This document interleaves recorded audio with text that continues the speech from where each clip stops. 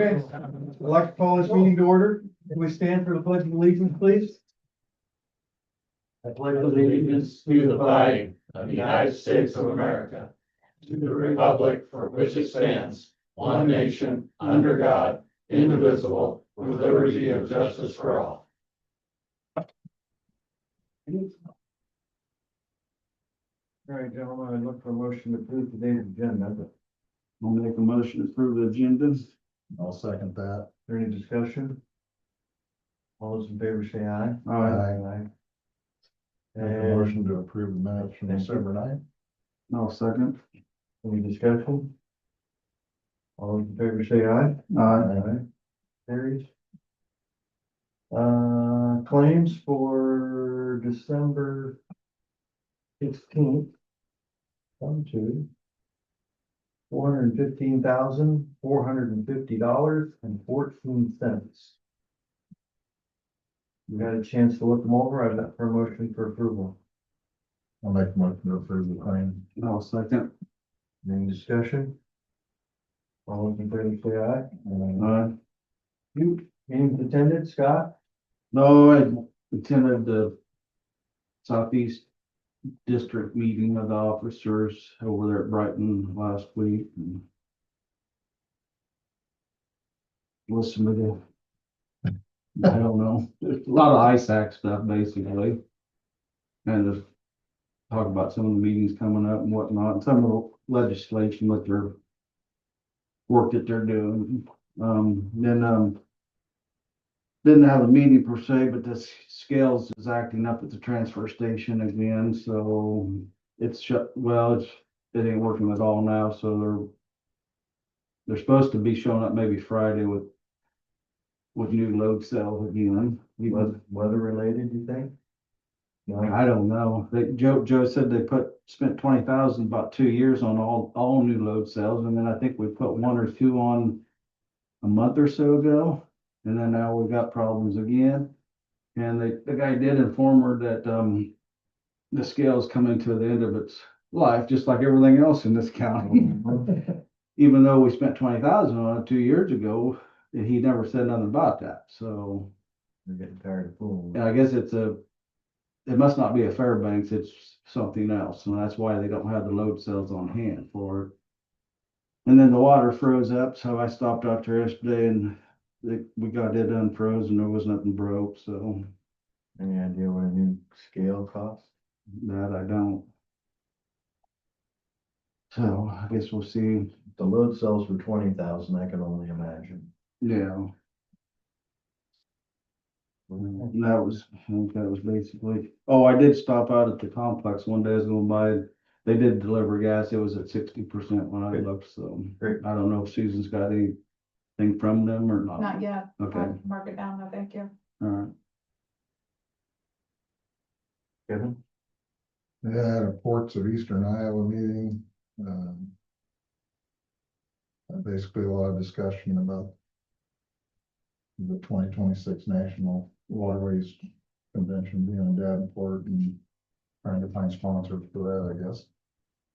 Had a personnel committee with community action where we approved a carrier for insurance. I did go to the same District 5 meeting over at Lake Darling. Scott was just talking about. Some of it was pretty interesting, some of it was boring.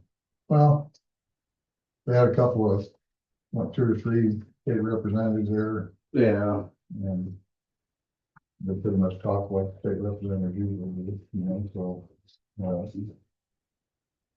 I don't know. Sounds like they're gonna work on that 718 bill again.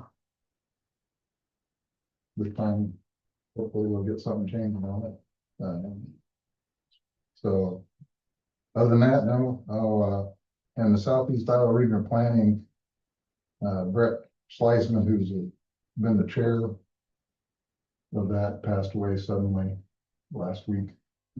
Don't know any details on that, but I've only known him for about a year, but he seemed like a very good gentleman. So sorry to hear about that. That it? That's it.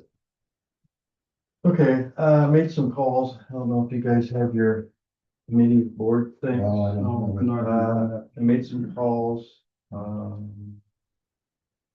Our medical examiner, Dr. Towner, is gonna go ahead and do another year, so we're good to go there. Alex Meitzer for the planning and zoning is gonna stay back on there. We still have an opening. One person has dropped off, so we still have an opening there.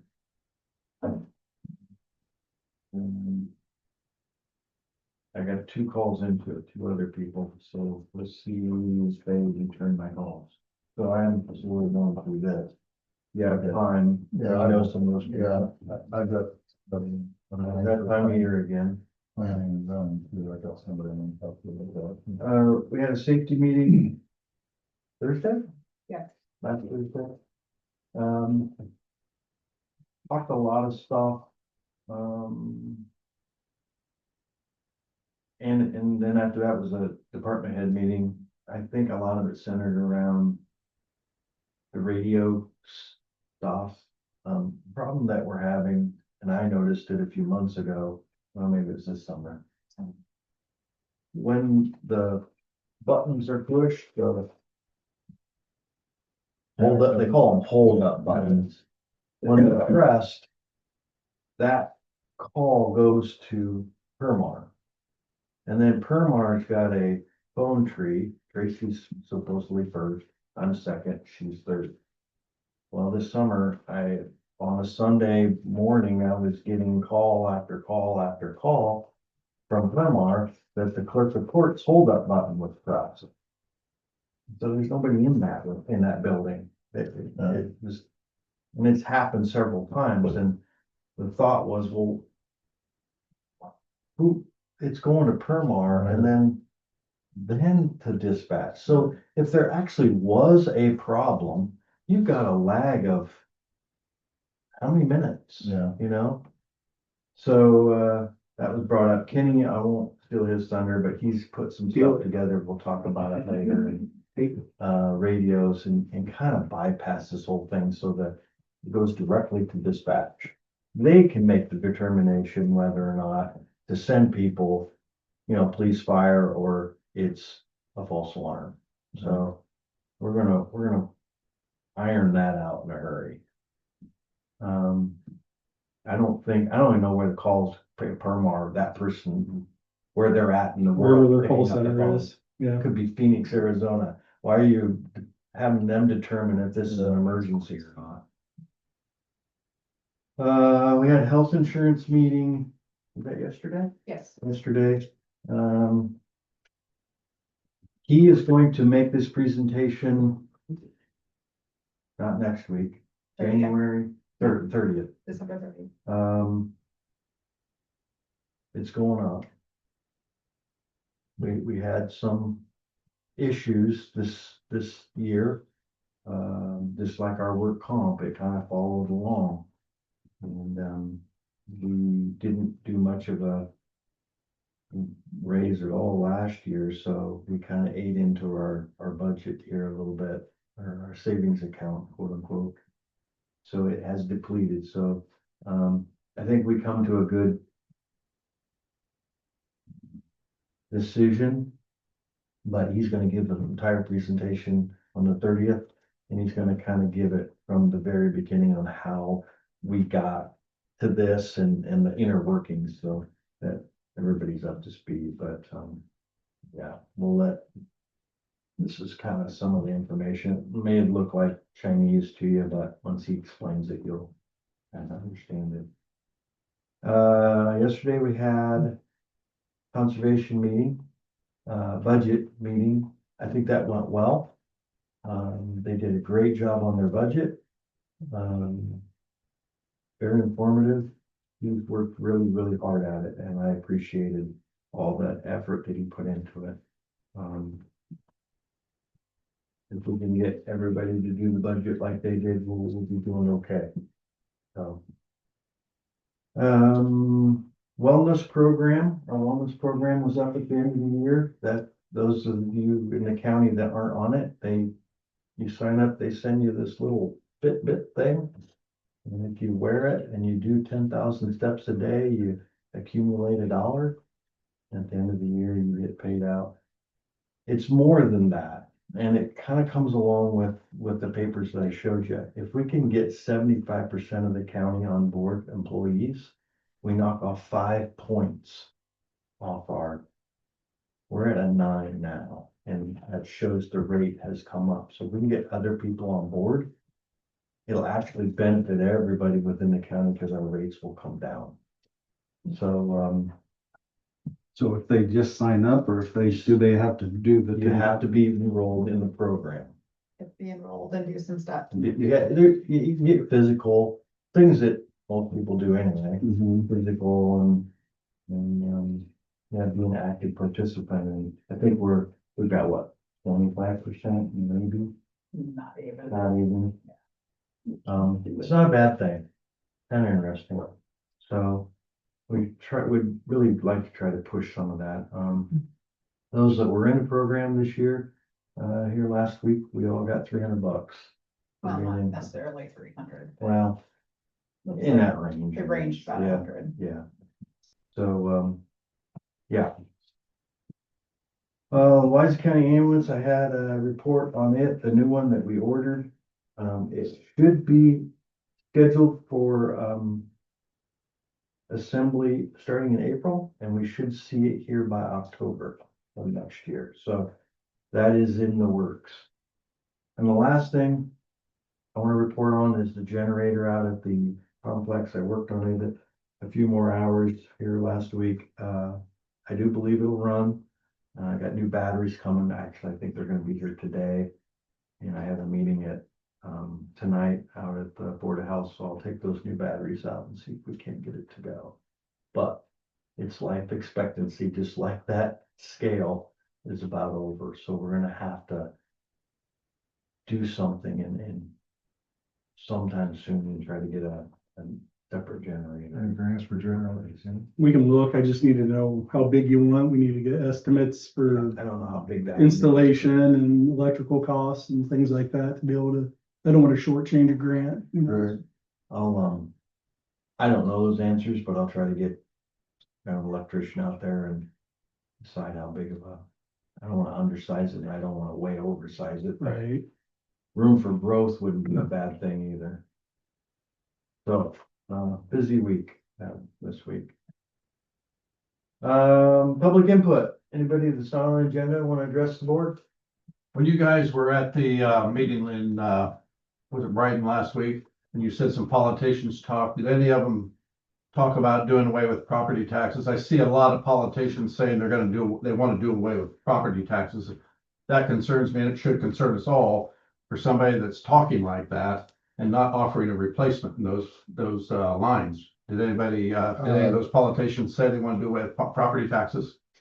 I don't remember any of the politicians. I do know that ISAC spoke against getting rid of property taxes. So, Well, if you're ever at a meeting, ask those people that want to get rid of them, what they plan on replacing them with, because that's what we depend on to run this county. Well, we move on. yeah. So, thank you. Yeah, anybody else? Okay. Payroll changes. I didn't have any payroll changes that I saw. Yeah. Kenny, you're number 8 on the radios. Sean kind of explained the situation we're having. I did get a quote 2 weeks ago from electronic engineering just on push button stuff, kind of like we have now. And I think that was between 42 and 45,000. And that was for all offices. So county roads over here, public health, everybody at the courthouse. So we got to talking during our department head meeting the other day of why don't we do like the schools do in the county and go to radios. So these radios would be programmed, probably essentially like we do our squad cars, maybe not as much detail. We'd have our sheriff's office channel on there, probably fire and a few other ones. We would mirror probably what the schools have. So on that picture, if somebody comes into the auditor's office and there's an issue, they've got to push that orange button. That orange button will have an automated thing that'll go over every radio in the county. Any squad car that's out, Dispatch saying, there's a emergency in the auditor's office, and then they'll have a hot mic for about 10 seconds. Or they can get on there and they can press a mic like you would a squad car radio and ask for help. It's a one-time fee. There's no maintenance costs. What they'll do is they'll put some little, it's like a little, I'll say 10 to 12 inch antenna on the top of them. Then they'll just mount them closer to a window, like on somebody's desk, where they just push the button and it'll go out. You can get different models. These were probably the middle end of the spectrum for models, because now like the school has the higher end, but those are on a state grant that have a button that's probably the size of a $50. That's easier to push, but I mean, you're looking at probably $3,000 or $4,000 more per radio for this quote. So after talking to Susan, we feel that, I mean, if you're wanting to switch and go to something, this is probably going to be our best way. So $31,000 to install 8 radios, and that'll cover every office, the annex, county roads, public health. So, just to back up a little bit, if this specific radio that we're talking about, to activate it, you have to go to the radio and push the button. The button, This yep, little yep, that orange, button, okay? or you key up on the mic. Key them up, okay. And then will it send a specific message to saying what department Yeah. it is and Yep. there's an emergency in supervisors. So like ours, so like the way the schools are programmed, and I double checked, the way the schools are programmed is if Wapello High School pushes there, it sends an audible alarm to all the squad cars into the dispatch, and then it pops up on our screen, Wapello High School. So we can see Wapello High School has an emergency, or, it might have been an accidental push or Yeah, whatever. right. And then it's a hot mic for 10 seconds, so we can hear what's going on. And before people think that we're overreacting here a bit, I mean, we already kind of have this system in place. We're paying per mark for this system, which we will not after this. We'll take that away. But in our department head meeting, we had departments tell us that people come in, sometimes they're upset, and the comments have been made, well, that's how people get shot. That's over the line. You can be upset, but I don't care for that particular comment. That really rubs me the wrong way. So, I take those very seriously, and I think anybody that's in charge of people should feel the same way. Let's hope this never happens, but if it does, I would like to make sure we have things in place that take care of this, because I don't want someone armchair quarterback later and say, well, with all this technology that you have nowadays, I can't believe you didn't have anything in place to protect these people. So we're just gonna have to figure out how to put it in the budget and work through it. So what are we paying per mar now? It's a good question. I don't know It's that. like, I wanna say 4,500 a year. So- That does include fire alarm too. 'Cause they You're gonna do want to a- keep a fire We'll alarm. have to Yeah, we'll keep the fire So we still need to keep that part of it. part of it portion. I think for the time when they put Thermar in and did the whole button thing, it was probably about the same time the city was doing it, because I remember when the button went in at City Hall. It worked out, it's okay, Mhm. but I think we've evolved past My whole issue with it is the time time, delay, yeah. 2 to 3 minutes, whatever that time delay. I know there's a time delay. Yeah, By the time they receive Yeah. that audible alarm and they pick up the God phone forbid and call, something and, really is happening, yeah, and, where this will have a 1 or 2 second delay when you push the Yeah. button. Mhm. and it doesn't have to be a shooting, it could be something. No, it could be anything. It could be a medical emergency. Emergency, anything, yeah. So, anyway, I guess I'm not. Does this radio go to the ambulance too? I mean, if it. Anybody that would have a radio on in the county, even if you had a digital radio at your house that you listen to, you would hear this go out. Okay. over that, it'll go out over the sheriff's office frequency. So anybody would hear it within the county, Now, I know there's a tone that goes state out, troopers. before you make a call. Sometimes if it's an emergency, you just wanna get it out immediately. There's a special tone Yeah, that goes out, and then they come back later and give more information. right. Would that be that? It'll be sometime, I don't know Something like that. exactly what the audible tone is. It might be a high pitched, just Yeah. tone. It might be a warble.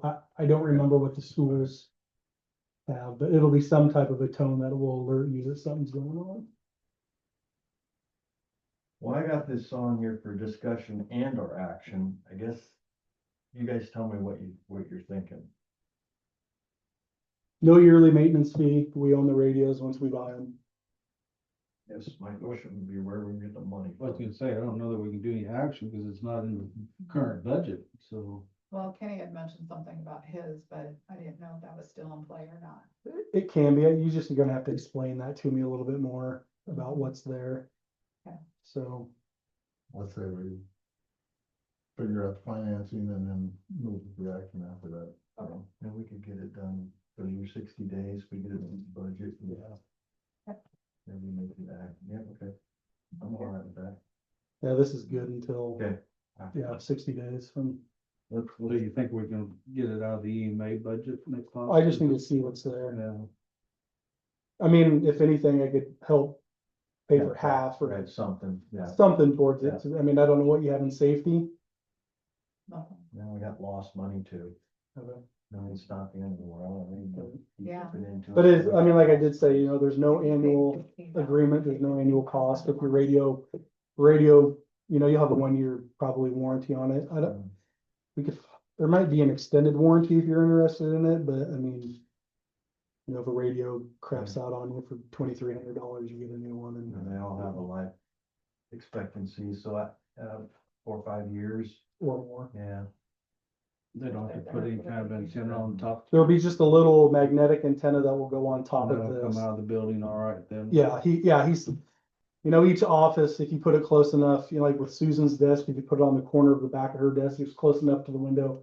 He said it'll come out and hit the repeater, so it's just, we just have to put it in the right spot, but I think even like in the auditor's office, if you put it at your little peninsula island there, you're still close enough to the window, it's gonna get that signal that goes out.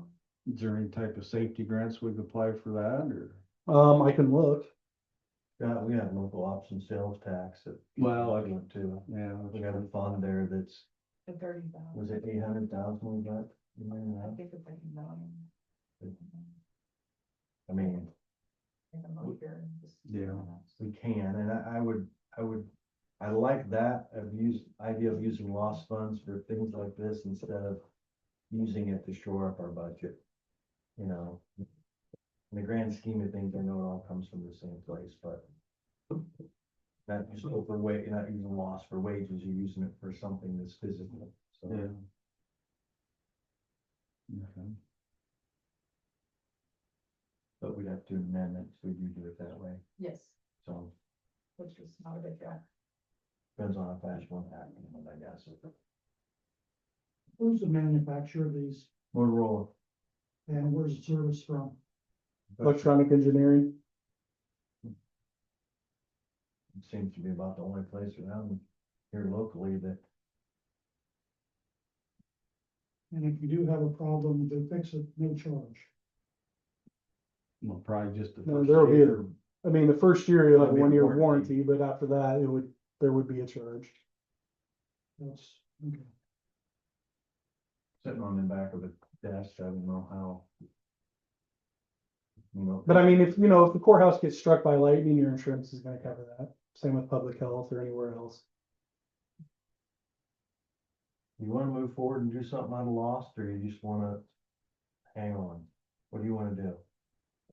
I'm not trying to push you, I'm just giving you options. Mhm. I would like to make a mention, there is grant funding available, so the Department of Homeland Security has a grant program that supports preparedness and upgrades, including communication, and then FEMA also has an emergency management grant as well. What's the grant window? That's a good question, I don't have those specifics, but I do know that there is grant funding available.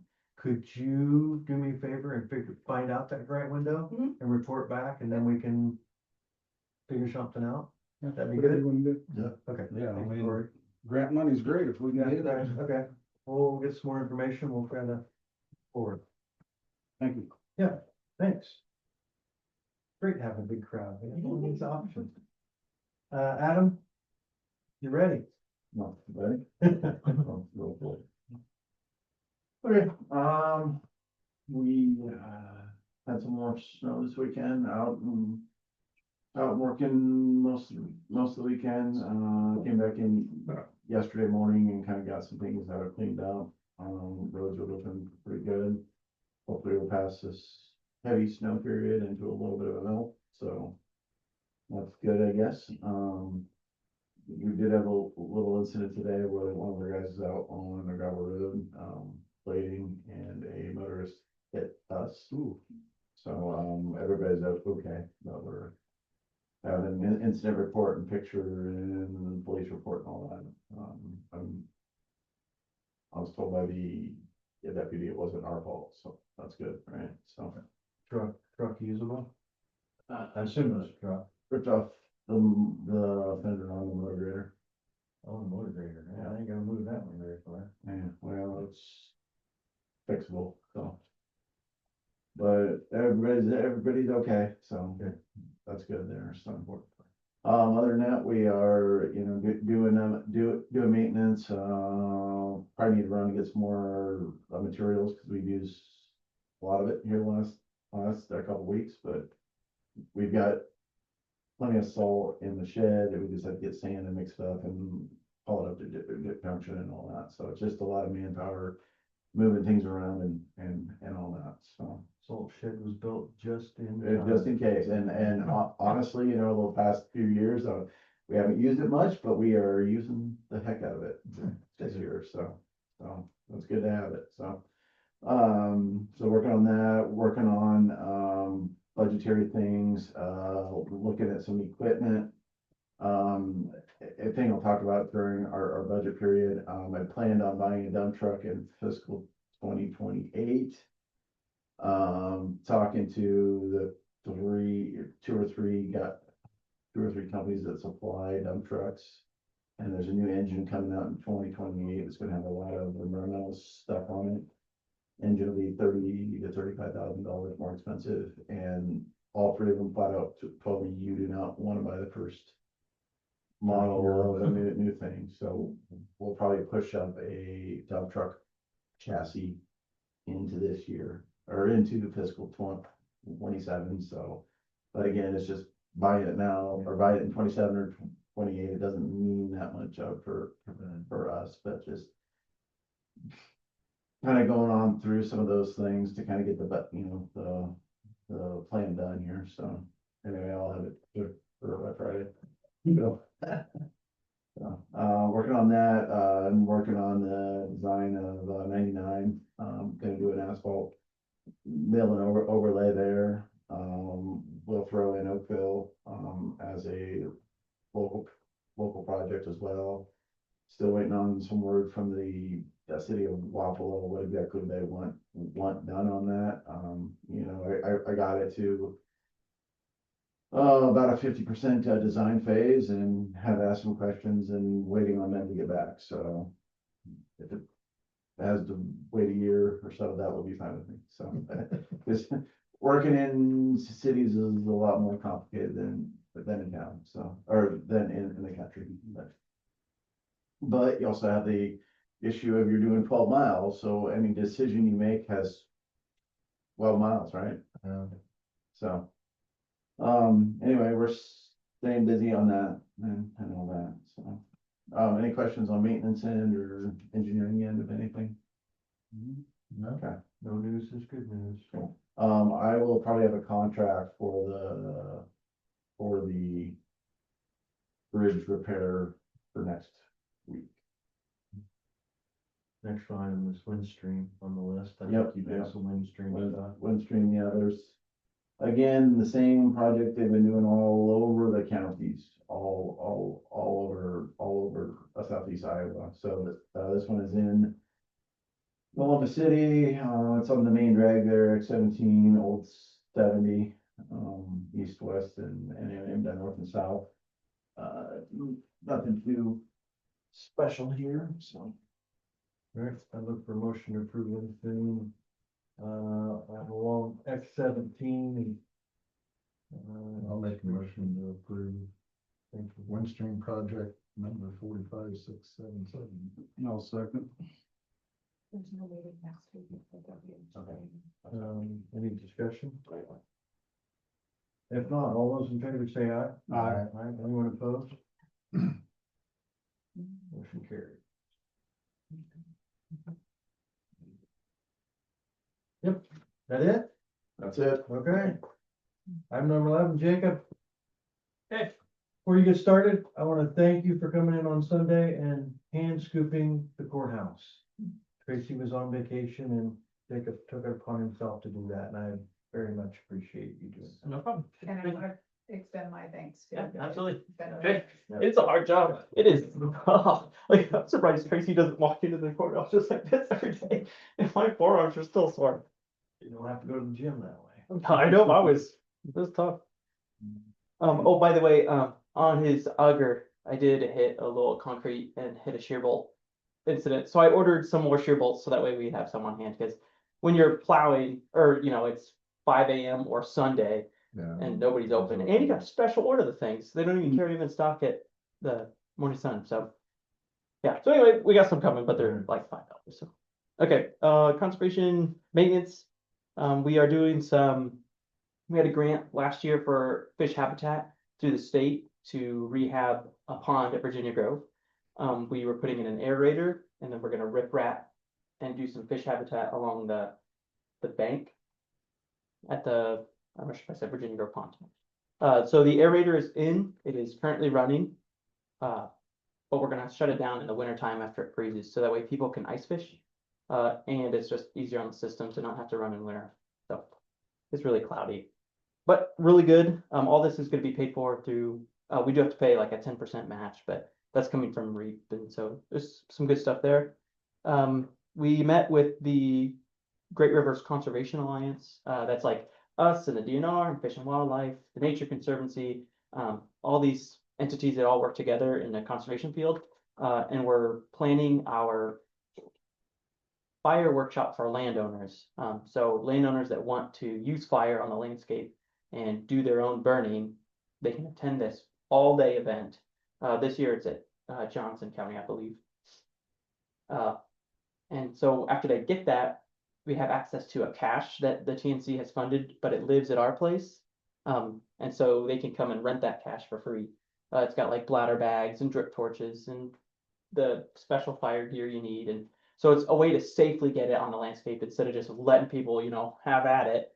We go and we take this class. It's super informative. It's literally 8 hours of just fire all day long. So yeah, it's quite a day, but we've got that coming up. We did do a couple of prescribed burns. I feel like it's been a long time since I've done a report, but we did a burn at Caro and a burn with the L&M school. We brought the kids out and they were able to see it, and they used it to incorporate part of their outdoor classroom, and they got a really valuable time out of it too. Chinkapin Bluffs did have that wildfire. I think I've already talked about it though. Kenny and I are thinking of ways that we can get us to talk more to the fire departments and see how we can help better when it's especially on our properties, because we know the trails, we know the landscape, we know all the stuff, and so put us in, coach. On the EE world, they wrapped up field trip season with our day and tonight. That's when we bring the kids out at like 2 o'clock and they stay till after dark, and they get to experience wildlife at nighttime, and it's a great day.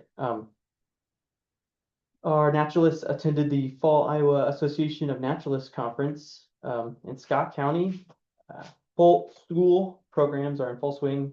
Amanda is our newest employee. I've talked about her a couple times, but she's flexing in and out of the maintenance world and the EE world, and she's doing excellently. Still very pleased with that decision. So it's working out for us. Louisa County Conservation received a CFLC grant for $1,000 to create these very large vinyl environmental education materials. So instead of everybody getting a handed out piece of paper that we laminate, we just bought this giant poster that'll be vinyl, and then you can lay them on the ground and people can look at them from afar, and it'll help for people that have visual impairments. They're gonna be a great addition to our stash. And then we're working a lot with the libraries recently, through grants, through CFLC, for storybook blocks. So we get, these big platforms, or actually, I think it's the libraries that get it, but they are installed on our properties, through an agreement that we have. And so they're big pedestals essentially with big glass sheets on top of them, and then a literal storybook inside of it. And each one is a different page of a book. And so as you walk the trail, say at Chinkapin Bluffs, that's where one's going to be, or a Hoover Nature Trail, Virginia Grove, you can walk, you read a story, or you read a page, and then you go to the next one, you read another page, and read another page. By the time you get done, you've read the whole book. So it'd be a really good addition to our stuff as well. I think that's it, other than me budgeting, which is now done. Or the first step is done at least, so. Well, I like the Yes, oh, idea yes. of us, giving those options of 0, 2, and 4%. Is now I feel like we've got the information at hand and we don't have to keep going back to the boards and having them, sharpen our pencil. We can move a little quicker, so I think Yeah, that will work better this year. and our stuff is set up easy enough that you just, press 0 or 2 or 4, and then it changes it all. Thank you, Jake. Good, thank you. Thank you. And I think, Yep. tomorrow, I reached out to Steel Chainsaws and, they're gonna have a rep down here and do a joint training for roads and conservation tomorrow, so on chainsaw safety and theory and best practices and all those kind of things, so Brandon, do you have time for that? I'm sorry. it'll be 9 to noon Got it. tomorrow, so. All right, brings us to number 12. We have 2 applicants for a board position at the conservation. Were they in your packs? I don't think. I like Okay, it. so there's the 2 apps that we have. So I need to fill that before the beginning of the year. Take a moment and look at that, and then we'll have some discussion and or action.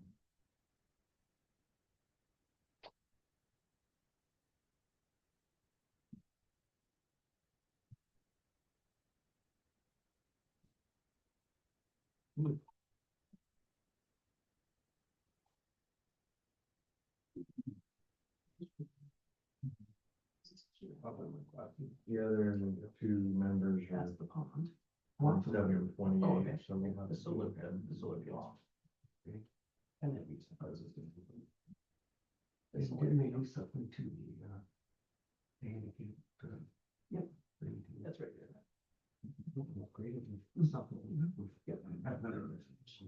Need a wider, having a concrete approach.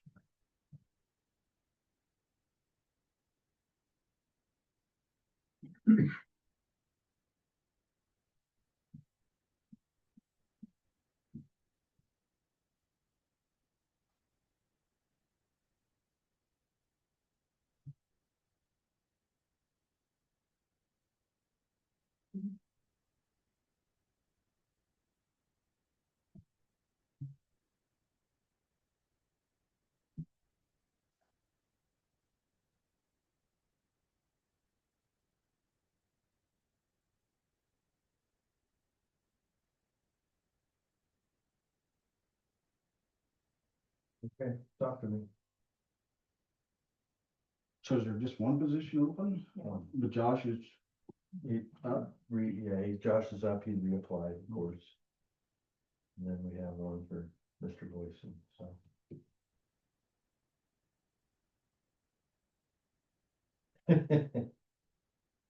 I'll put you in the hot seat, Jacob. Please don't. but, I mean, the vote. Who do you like best, Jacob? One of these people will be my boss. I'm gonna choose not to. One obviously has, Josh has been on, how long now? Was it 1 term? I think this was his term, just his first term. 5-year, 5-year terms. 5-year term. So he has some experience. Mhm. The other applicant clearly has a lot of educational background in conservation. Think they're two good candidates. Yeah, I don't know how you decide I- between one or the other. They're both very qualified, looks to me I like. don't- yeah, Who's the second one? David Boyson. David Books. Mhm. Put the names in a hat. I mean, unless you guys just wanna jump up and down and Yeah, wave a flag for somebody. I'm fine with drawing from a hat, I guess, because I don't know how to make a decision.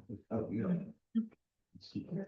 Well, and of course Kevin's related to one of them, so he has to be a little careful on what he says too, so. Yeah. You got a hat?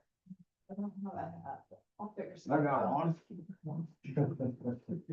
You have, usually you wear. one. Randy's got a hat, they got a hat up here.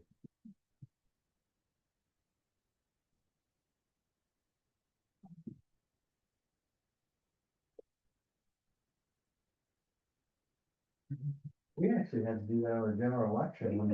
Multiple Yeah, times Yeah, since I've been here, Yeah. yeah. Oh, Lord, we're all out of a hat. Yeah, that's not. Yeah. They like, you know. Are you using your hat? well, and that's the only problem that we would have is if Mr. Boyson is selected, we would have to be very careful with the board on any voting for raises Yep. or anything that would benefit his family, Yeah. he would have to abstain Yeah. and have to make that very clear. Where but- did Josh have to too? No, He doesn't have any. he doesn't have any family within They the did board. conservation, okay, okay, never Um, mind, sorry. but we have the same issue here on board too as well, so Are you drawing? I guess.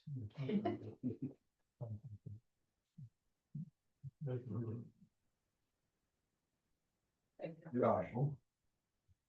Josh will be back on. Okay. Can I get a motion second on that, please? I'll make a motion that Josh Harden serves another term on the Conservation Board. I will second that.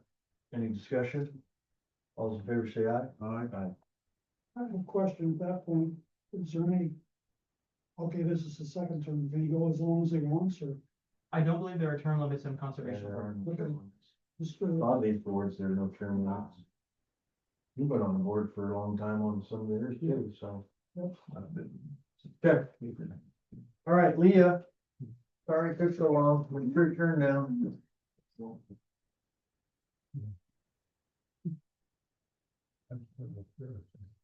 Talking about mosquitoes today. Miss Evans? That's one of the things I love about women. The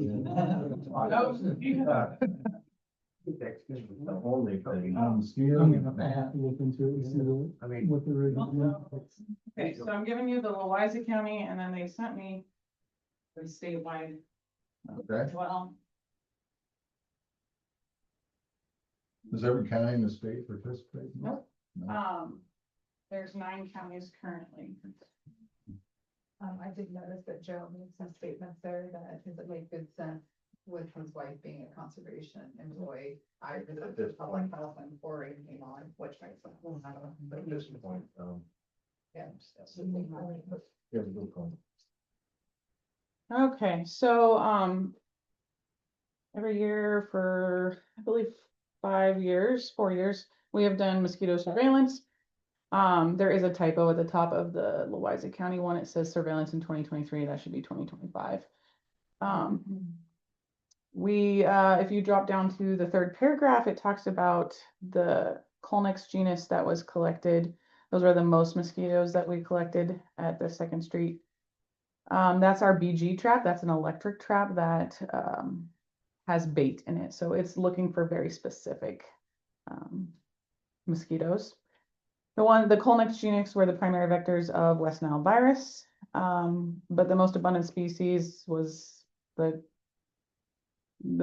Q word there, I can't pronounce, which is historically vectors of malaria in North America. Now, we aren't seeing any numbers of West Nile virus or malaria in Louisa County, but the point of the mosquito trapping is just to see,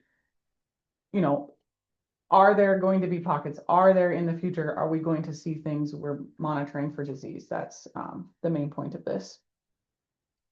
The second most abundant species that we were collecting was the vexins, which is just a normal, common, annoying biting pest. And we also found mosquito species that were just the tree hole breeder ones. That's normal. We see those all the time. And for the fourth consecutive year, the Alba pictus, which is the main one they're looking for, was found in Louisa County. We did find 3 of those. It's not a huge number, but it has been consistently at this site where we've been seeing them over the years, and that's typical. They do think it's relevant that that's where we're finding them, being that it's a low to medium density housing. And I do believe they want to try to see if there's more spread of that throughout Louisa County and throughout the state. So you can move on to on the backside, it just kind of does the graphs through that report. So you can kind of see the different types and just how much we were collecting. We have 5 water traps. That's what they call the GAT traps, the GAT, and then we have the 1 trap with the bait. That's an electric motor. So you trapped a little over 1,000 mosquitoes. Mhm. I see that. Yep. And out of that, 3 of them were that. On the specific trap that is looking for those, the baited trap. Got it. You can move on the statewide form on the surveillance. You can see in the colors at the top, the counties that are trapping. It's Clinton County, Des Moines County, Fremont County, Johnson County, Louisa County. Mills is the new county that was added this year. Polk County, Siouxland District Health Department, which is Woodbury County, and Van Buren County. They do talk about in their report here that they would like to see increased counties across the state looking for these. On the second page, it talks about the second most abundant species was, again, that keyword, the I can't even say it, quadrimaculatus, which is again from our baited trap, and that accounted for approximately 65% of the total yield across all the counties of this particular mosquito. And again, that is the primary vector of malaria in North America, and it also is a nuisance biting pest. Again, we aren't seeing malaria in our county, so and I don't know of any big malaria hotspots in the United States right now. So. It does talk about the fact that the Alba pictus, which is the one they're searching for specifically, is the 3rd most abundant, despite not being found in every county. In our county, there is finding some and is consistently finding some. And of the participating counties, Louisa County had the highest number of mosquitoes collected. Now that is a little skewed as we have quite a few traps out. And it was significant increase from last year. Our theory in our office is there was a lot of rain last year, and the mosquitoes weren't sticking to the traps, so we didn't have that kind of difficulties issue. So, just an overview with that, the electric trap that we do with the bait in it, we collect that 3 times a week, and then the sticky traps, the GAT traps, we go out once a week and collect those when we do them, and that runs just June to the beginning of October is when we collect. Any questions on those?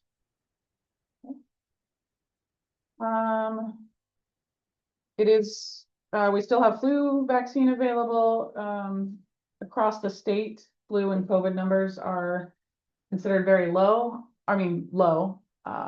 RSV numbers are very low. This isn't peak flu season though, where January, February is usually peak flu season. So I do encourage those that haven't gotten their flu vaccine. Now's a good time. We do usually see those numbers peak up after holiday.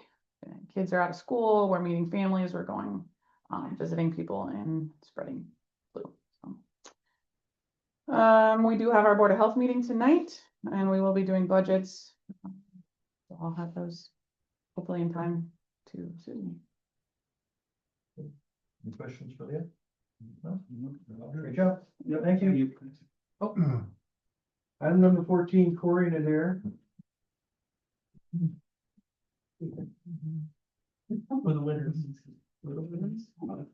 Cool pictures, we like pictures. Oh man, we got so many pictures and professional designs for you to look at.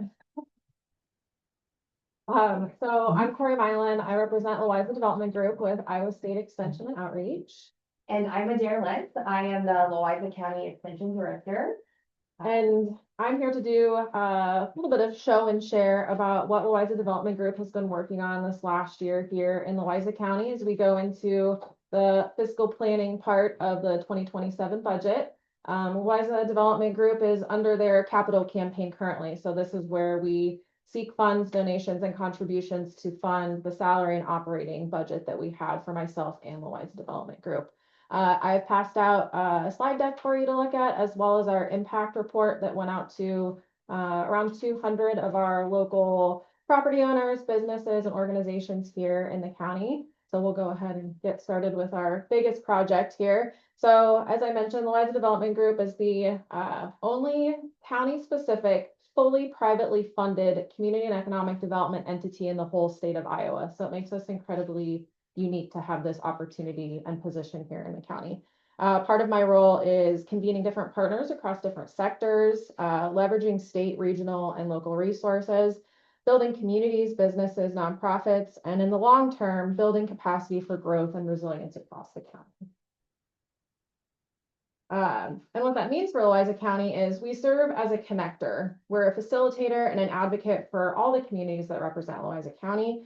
And our county-wide impact strengthens local economies in our downtown. We support workforce development. We build nonprofit capacity and sustainability. And we also enhance the quality of life and residents of all ages and demographics here in the county.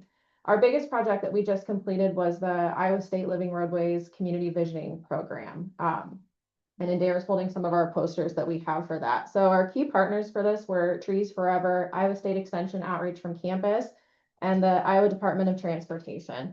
And this program is really special because with a $2,000 buy-in essentially from the local community and a steering committee of 8 individuals, we facilitate a year-long process that gives us $150,000 worth of professional design concepts from a landscape architect to be used in the future. This makes us much more competitive for local funding, such as the DOT for large infrastructure grants. We organized and facilitated community workshops, engaged with residents, city leaders, and partner organizations across different sectors, and ensured inclusive participation across generations and cultures and languages. The point of this was to deliver professional, community-driven design information to and from the different community members. And the result, as Adair is holding up over here, and I also have a plethora of documentation for, our professional design landscape plans and feasibility studies. So I'm happy to leave this whole book with you. This is the entire year-long process, from the steering committee meeting to looking at different pilot projects we could do within the community outreach, data, metrics of what the different community members wanted, whether it was improved trailways, connectivity, pedestrian connectivity in the town, such as sidewalks, green spaces, thoroughfare and wayfare signage. It gave us all professional design concepts and numbers, which is incredibly important when applying for large infrastructure grants. So like, for example, this poster right here demonstrates downtown Columbus Junction. And if you know where Bard Station Coffee is, that road going north is a one-way. And there has, from gathering input from the community, people get confused with that being a one-way. So by adding bump outs, by adding landscaping, by kind of narrowing that road a little bit, not only does it make it more pedestrian friendly, but it also signifies to motorists that it is a one-way. And so a design like that came out of the professional architecture firm, as well as input from the community. So, and this one that Adair is holding up also talks about stormwater management. So the bump outs and having native grasses and plants, all, as we see, beautifies the downtown landscape, but also provides actual change of how water will be moving throughout the community. And then the one that she has behind that poster So this is that larger intersection. You can see that to the right there is the parking lot that comes off of the, what's the word I'm looking for? Car wash. And we know that the transportation, people are jetting in and out of the parking lot. There's no real direction of where they're going. We can see with paint and landscaping, psychologically, it provides a clear mindset of where you should be going, the main road that you should be using. And you can see from the left to the right before and after that that one way that should be a one way and isn't always utilized as a one way with just paint and landscaping clearly makes individuals and drivers go use it correctly and not go back and forth. What's really great about the community visioning program is you can apply every 10 years. So for example, Wapello will be up for their 10-year mark for this upcoming application, which is in the fall. And what they do at the very end, we have one more meeting for Columbus Junction and then we get a feasibility report with it, which is really wonderful. So it provides all of the cost assessments based on our priority projects. So the community has identified what their priority projects are. And so for number one, they have the connectivity all the way from the bridge at Highway 70, pretty much going all the way down to the school district. They lay out how much it costs, what it's called, so that if you apply for, say, a DOT grant, these are the design expectations that they pretty much have if you're going to be a competitive application. For example, the main thoroughfare connecting for the sidewalks to have it all be connected is around $1 million. So that would be one project that they have assessed that's broken down with a buffer of about 15 to 20% for each project. And every community is different. So you, based on the feedback that you get, all the design plans are specialized to what your community has said that they would like. LDG was instrumental in bringing this to Columbus Junction. We were able to form the steering committee of 8 that's required to get the $2,000 request from the city and the community club, and then led monthly meetings, which totaled around 100 hours of work for facilitating the program. The goal of this and the community impact is an improved quality of life, competitiveness for major funding, and honestly, like a clear roadmap for sustainable growth and development, which we know in rural communities is where we kind of struggle with capacity. This program is for all the towns in Louisa County qualify for it. It's for in towns that have less than 5,000 people. And as I said, the 10-year gap between applications is really what they're looking for. So Wapello will be next up if they would like to participate. Moving on to slide number 7. Another big thing that we do here at Louisa Development Group is cross-sector engagement. And what does that mean? So every community is extremely diverse and has different needs. So our key partners include LULAC, which is the League of United Latin American Citizens, and their president, Araceli Vasquez. I work really closely with her to facilitate the Healthy Kids Iowa pilot program, which was a food drop-off here in Louisa County that started this summer in 2025, since SNAP and EBT cards were funding changed for the summertime. We also have 4 different distribution sites in Louisa County for the food bank that come, and then the Pick a Better Snack curriculum. These partnerships promote health engagement, cultural interaction, recreational programming, and just greater community inclusion. Pick a Better Snack is close to my heart as a former educator. I really love going into our Roundy Elementary School. LGD supports youth wellness through Louisa County Extension and Outreach as one of 4 educators in our office that facilitate programming at Roundy Elementary School. So we provided nutrition classes for grades 1 through 3, which totaled around 127 students. And it gives hands-on lessons featuring fruits and vegetables and integrated movement and physical activities. And we know that early nutrition education builds lifelong healthy habits and strengthens overall community well-being. Another big passion project of mine here, especially having come back to the United States and living in Southeast Iowa, is supporting our local food and agricultural systems, especially our local producers here. So we partner with Iowa State Extension Outreach, Community and Economic Development for their food systems team. That's one of their 5 knowledge teams that we have. So I'm a certified local food leader. That means trying to get a community garden, whether it's a market event, whether we're going to early childhood education centers or homes to try to bring different local foods and snacks that are from local purveyors here. I also support the food systems team in getting local farms and proprietors registered at visitiowafarms.org, which is a totally free interface for farmers to advertise themselves through extension. So if you go to that website and say you want to find out where you can go pick apples or go pick pumpkins or go cut your own Christmas tree, if you're registered on there, anyone that goes to that website will be able to look you up. And this provides expanded market access, a stronger local food system, which we love, and increased economic opportunity for producers. Most recently, we've been working with Iowa Works in particular, and Mississippi Valley Workforce Development to uplift workforce development and educational partnerships. So in 2025, LDG co-hosted 2 workforce events specifically here in Louisa County, one in May with our VA over at Briggs, and then the other one was concurrently happening with our worker information meeting for the tri-state envelope employees that was hosted at the extension office. So we had the workforce meeting for the tri-state envelope employees. We also had the job fair for other individuals and businesses within the community. We partner with Eastern Iowa Community College and Southeastern Community College to support youth getting into different professions after high school. There's a lot of data that we know about rural areas and kids either going to trade school or going to community college or going to receive a 4-year degree. So anything that we can do to connect them to those resources and give them hands-on learning opportunities, something that we definitely support. This impacts the community by having job fairs and employment pathways, youth and adult training opportunities, and just in general, a stronger workforce pipeline for employees and businesses. Moving on to the next slide. We support small businesses in downtown Wapello because we know small businesses are the heartbeat of rural communities. We work with downtown business owners in Columbus Junction and Wapello, specifically identifying potential projects like community murals, bike racks, or public trash receptacles that they would like to bring into the community.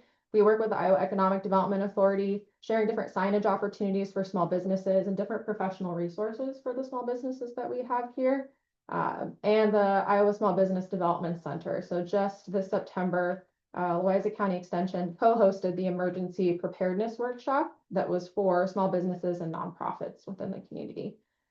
Together, these partnerships also help strengthen Wapello and Louisa's local economy. For small business support, what I do is I provide one-on-one business mentorship. I also provide technical assistance and outreach. There's event and community engagement support, and then building revitalization and business signage information and connection. The goal is to increase visibility for all of our local businesses here in Louisa County, which gives us a stronger downtown identity and will help us have a more locally driven, sustainable economic growth pipeline.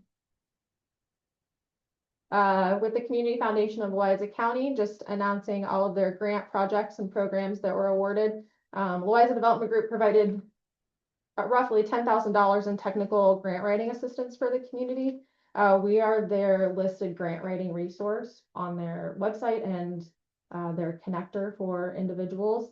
So we help nonprofits compete for funding and strengthen their different operations by improving their organizational readiness, planning, and documentation. Because we know a stronger, more connected nonprofit network directly impacts and enhances services and programs across Louisa County. One of those events was Made in Morning Sun. We had our 2nd year program this year, and we partnered with Mellinger Library and Louisa Communications to host the 2nd annual Made in Morning Sun. This time we tried doing it in May, which didn't have as high of a turnout as it did in September. So we know that the fall is better for engagement, foot traffic. This last May, we had over 12 local vendors participate, live music, food, and then we also continue to have the homeowner information with the Iowa Valley Habitat for Humanity that has a home build project in Morning Sun and 2 other locations throughout Louisa County.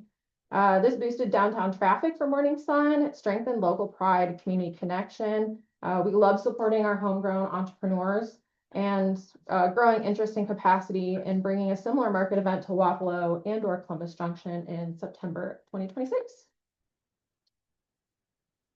This summer, we partnered with LULAC and RSLE to complete a 8-week citizenship course. Tyson was our sponsor for that program, and it's a citizenship preparation program for immigrant residents that work for Tyson. This helps increase civic participation, a greater workforce stability, and a stronger family and economic security. We know that Tyson's sponsorship ensures program sustainability while supporting long-term workforce development and deeper community engagement. So the value of LDG to the Louisa County is leveraging partnerships and external resources, supporting economic development at every level, strengthening workforce and nonprofit capacity, and then enhancing the quality of life of all Louisa County residents.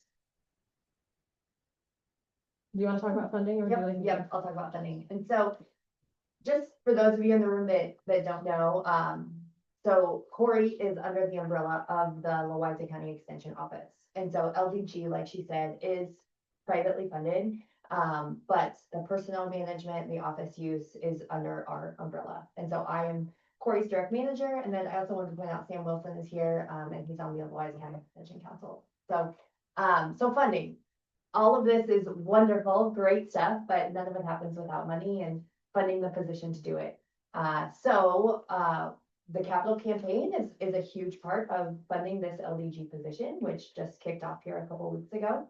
How the whole position is funded is we receive $12,000 from the Louisa County Supervisors.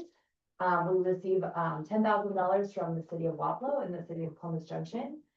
In 2025, the capital campaign brought in about 21,000, and then the Louisa County Extension Office covers the remaining 11 to 12,000. So all of that kind of put together, we are able to sustain a quality position here in Louisa County. And so one of the reasons why we wanted to present here to you guys today is you are a significant contributor to Louisa Development Group, and so we wanted to say thank you for the contribution. And also just to show you the cool things that are happening in Louisa County and what the position can do as it gets rolling. So with that, we would ask for your support in 2026 and going forward. I think it's scheduled in there when you talk about the budgets. But yeah, thanks for having us. And any questions? I appreciate all the work that you put into this and what you've done for the community. I have one question. Has there been any movement on Tri-State's building? I know they still own it. Is there any, have you heard anything about them? I have not heard anything about that. Mississippi Valley Workforce said, LDG sits on the Mississippi Valley Workforce Development Board, the Southeast Iowa Planning Commission, and then the Southeast Iowa Housing Initiative. They have talked about trying to find a business that would like to take over the facilities, because obviously getting those employees back or other potential staff members from the community there. But so far, I haven't heard any talks or interest from outside businesses wanting to. I've noticed a couple of cars there about every day. Obviously, they're not using the facility. What I don't want to see for our county is a big abandoned building.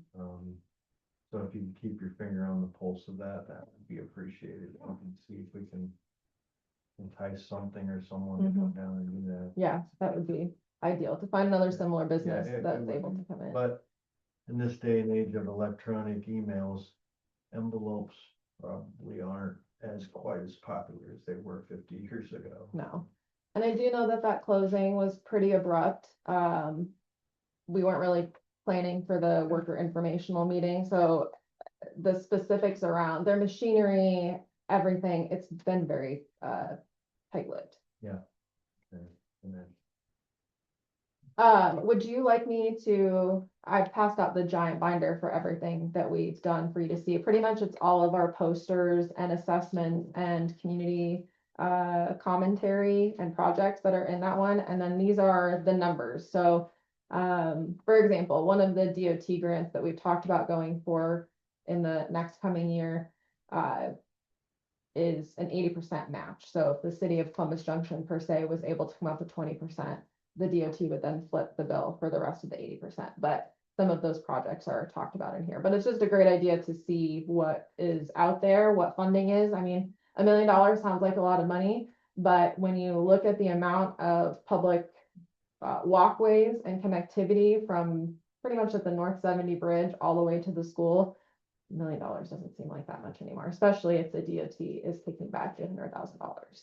it'll be interesting to see if Columbus Junction moves forward with some of those plans and does that. I know Wapello had one done 2016. Yeah, Mhm. I got in on part of that when I was up there, and I don't think Wapello really moved on much of it. And I'll be honest with you, for small communities and like Columbus Junction, 20% may not sound like a lot, but when you're talking a couple $100,000 on $1 million budget, it's hard for a community that size to do those things. So Mhm. I hope something comes of it. Yeah, we're excited. We have a pilot project in mind already for 2026 that involves those bump outs. It was pretty amazing to see. We took chalk and drew out where the bump outs would go, and instantly you could see people driving differently. They were no longer cutting the corners, they weren't creeping past the stop sign, so the psychological effects of even just having chalk there was incredibly significant and pretty wild to see happen so instantaneously. It gains momentum as you do certain things within the community. It does gain momentum, so I hope the best for them. Yeah, great, thank you. And as a extension director and someone that's been in this community most of my life, we've seen a lot of development, kind of people change, ebb and flow. Corey is probably the first one that we've really seen big things starting to roll over the years. And we had directors that, the big thing was, we had coffee with business owners. We, as a county for 20-some years, we needed to get past that. And we're seeing, starting to see the fruition of what has become of that. And I think she's the second person that's been under the extension of the umbrella, and she's setting the bar of what is being expected now. We appreciate that. Thank you. Any other questions for us before we move along? No? All right, let's talk about lead. Oh, yeah. Everybody was waiting for this one. Well, I want to thank you for having me this morning, and I'm really grateful to be able to speak to you, but also to everybody here this morning, because lead paint awareness is a big deal. So I'm Jack Swarm. I'm from the Southeast Iowa Regional Planning Commission. I'm kind of new to the Planning Commission, been there about 1.5 years. I formerly worked for the city of Mount Pleasant with Brett Schweisman, who you mentioned earlier in the meeting. And we have a lead-based paint removal program. First of all, Southeast Iowa Regional Planning Commission, what are we? We basically serve the 4 counties here: Louisa, Lee, Des Moines, Henry County, and we do anything that we can to help the counties and the cities within the area. Grants, zoning services, building code services, advice, anything that we can do to help. That's what we do. We also have an organization called the Great River Housing Trust Fund that's kind of under our umbrella. And the Planning Commission and the Housing Trust Fund partnered together to receive the lead grant that we have. And the Great River Housing Trust Fund essentially exists to serve and to support housing in the 4 counties here in Southeast Iowa. We raise our own money, we leverage grants, and we do what we can to make houses in Southeast Iowa better. For example, in 2024, the Great River Housing Trust Fund completed 61 housing improvement projects for a grand total of $2 million. That's money spent on projects directly improving houses in Southeast Iowa. That's not administration. That's not flying around and going to conferences and all that stuff. That's $2 million spent on housing. In 2025, we did 29 projects for $1.2 million. And so we're doing a lot to support housing in Southeast Iowa. We also have a down payment assistance program. If you know a first-time home buyer who needs a little bit of help buying their home, we have an assistance program. We can assist with $7,500 towards the purchase of your first home. Between 2024 and 2025, we helped 21 people for a total of $157,000. And so we're trying to do what we can to support housing in Southeast Iowa. Couple examples, a few pictures, some before and after pictures on the next page there.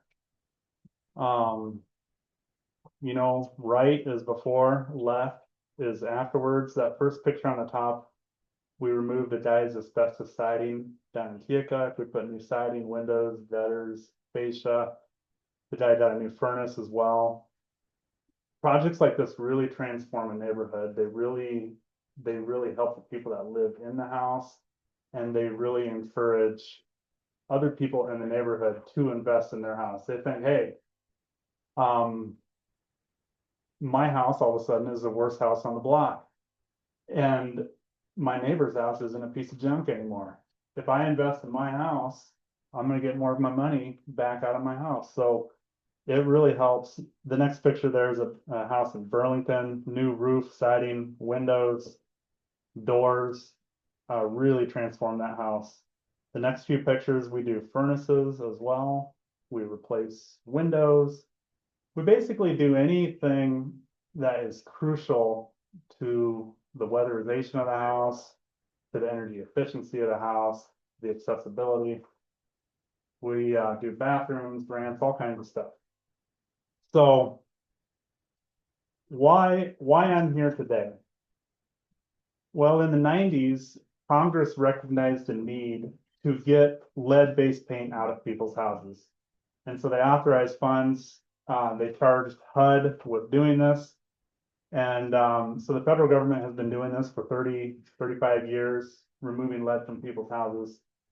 And just this year, Southeast Iowa Regional Planning Commission received a $1.2 million grant from HUD to do that. The grant pays for everything that we need. It pays for administration, pays for training of contractors to remove lead from people's houses. It pays for lead inspections. It pays for everything. So our goal, the next slide, is to reduce lead hazards in 29 homes in Southeast Iowa. Do any of you recognize that picture? This picture right here, this house? Yeah, right here in Wapello. That's a house that we are working on, not for lead, but for other things. So that's our goal, reduce lead in 29 homes. What exactly is lead-based paint? Lead-based paint is defined as having 1 milligram of lead per square centimeter. On that picture there on your slide, I have a picture of a square centimeter in the palm of my hand. It's not very big. And then if there's any fishermen here, you know that a 3/0 sinker, which is circled on that picture, it's maybe about this big, weighs 1 gram. So if you were to chop that sinker into milligrams, you would chop it into 1,000 pieces. You would take one of those pieces, 1/1000th of that lead sinker, put it in that square centimeter that's in the palm of my hand, and then you have lead-based paint. Most lead-based paint that's in most houses has more like 7, 8, 9 milligrams per square centimeter. So it has much more lead than what we call lead-based paint, which is 1 milligram per square centimeter. So why lead? Well, lead was the good stuff back in the day. It made lead really strong. It made it really durable. It made it easy to tint. It made it last a long time. Lead was the good stuff, lead paint. And you see a Dutch boy ad there. Dutch boy, white lead. I mean, that seems like an obscenity to us now to see an advertisement like that. But back in the 20s, 30s, 40s, that was a common thing. The more lead in the paint, the better it was. The typical American house in the 20s, 30s, 40s had a lot of lead-based paint in it. Old Beaver Cleaver's house there, he probably lived in a house painted with lead-based paint. Normal American family. I live in a 1938 house. It's probably got a lot of lead-based paint in it as well. Is lead bad for you? Absolutely, lead is bad for you. There is no amount of lead that is good for you. It's not beneficial to you in any way. Lead should not be in your body at all. But that's the point. Lead is bad for you if it gets in your body. It is toxic if it's ingested. The main way that lead is ingested is it goes in through your mouth. The second main way that lead gets into your body is people that are working in hobbies or industries breathing it in. That's how lead gets in. If you have lead in high enough amounts, it's fatal. In lower amounts, it does all kinds of stuff to you, everywhere from slowing your growth down, slowing your developmental, slowing your mental development. For adults, it's really bad for your reproductive system, your blood pressure, your heart, your kidneys, all that kind of stuff. The main thing that society is concerned about with lead is the development of children. The more lead that's in your body, the worse it is for you. And the longer period of time that it's in your body, the worse it is for you. How much lead is okay in your body? None, 0. But what the government does is they test the blood in children. Every child in Iowa is supposed to be tested for lead by the time they're in kindergarten. Almost no children are having that done, but every child is supposed to have that done. If a child has 3.5 micrograms of lead per deciliter in their blood, that's when the government starts taking action with you. A 20-pound child has 7 deciliters of blood in them, which is 0.7 liters. Remember, lead-based paint contains 1 milligram of lead per square centimeter. In other words, lead-based paint contains 1,000 micrograms. A microgram is 1,000th of a milligram. A milligram is 1,000th of a gram. So a lead-based paint has 1,000 micrograms in it, of lead in it. If a 20-pound child ate a 1 milligram,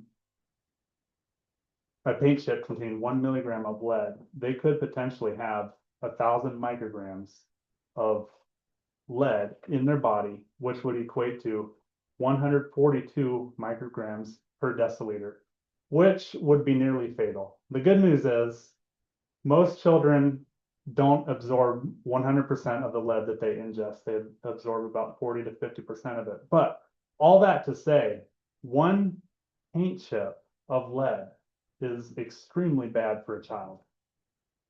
So they should not do that. So lead is bad for you. Is lead-based paint a hazard? Can we live around it? And the good news is, no, lead-based paint is not a hazard if, number one, there are no kids or no pregnant women living around lead-based paint. And the reason is lead must be ingested into your body in order to be bad for you. And kids ingest a lot of things. They live kind of hand to mouth. They put their hands in their mouth a lot. But older kids and adults don't do that very much. So the fact that there's lead-based paint on the walls isn't necessarily a hazard. It may be a hazard if there are kids or pregnant women there. If there are kids or pregnant women living in a house with lead-based paint, the lead is not a hazard if the lead paint is in good condition. In other words, if it's not chipping, peeling, flaking, cracking, or creating lead dust, and if the kids cannot chew on it. You might know that lead tastes sweet. Lead-based paint tastes sweet, which is why kids eat paint chips, and it's why kids tend to chew on windowsills. So kids chew on all kinds of stuff. Kids are weird. That's what they do. So is lead-based paint a hazard? Yes, if there's a house with children in it who are under 5 or a pregnant woman, and there's a chewable surface in the house, like a windowsill that a kid can get their teeth around. If there's chipped, peeling, flaking paint, if there's lead paint dust in the house, that kind of thing. So what should you do if what should you do about lead-based paint? Number one, have your children tested. You should know if your children have lead in their blood because lead is really bad for them. If you live in a post 1978 house, or if your kid's babysitter is a post 1978 house, or grandma's house is a post 1978 house, you don't really need to worry about it because they're not around lead-based paint. They stopped putting lead-based paint in houses in 1978. If you do live in a pre-1978 house, there's some things you can do. Keep your house clean. Keep the dust cleaned up in the house. Keep the paint chips swept up. Keep them out of the way.